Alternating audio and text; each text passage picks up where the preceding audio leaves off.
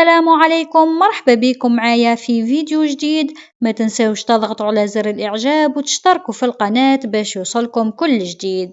اليوم راح نهضروا لكم على حملة راهي دايرة في بزاف بلايص وين بدات السلطات تهدم الزيادات والبنايات العشوائية اللي داروها بعض مالين الحواند، ولاو يتعداو على الرصيف ويديروا كما يقولوا المحل تاعهم زاد كبر بصح على حساب المارة.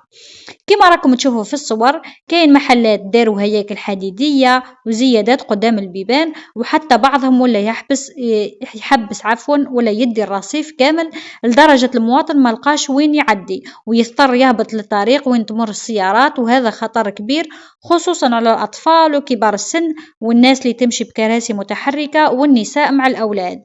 السلطات قالت بلي هذه الزيادات تعتبر تعدي على الملك العمومي، والرصيف راهو حق تاع كامل المواطنين ماشي تاع محل واحد. ومن جهة أخرى كاين اللي يقول بلي أنا صرفت وخسرت باش نزيد المحل، بصح القانون واضح، أي بناء فوق الرصيف لازم رخصة ولا يتنحى بالقوة. والحملة هذه الهدف تاعها هو تنظيم الشارع وترجع الأرصفة كما كانت وحماية المارة ومحاربة الفوضى العشوائية.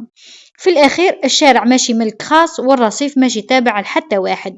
اليوم كي تهدمت هذه الزيادات راهي رسالة واضحة، القانون فوق الجميع والحق تاع المواطن لازم يرجع. قولونا في التعليقات واش تشوفوا هذه الحملة قرار صائب أم لا، ولا كان لازم يعطيوا لهم حل قبل التهديم. في فيديو قادم إن شاء الله في حفظ الله ورعايته.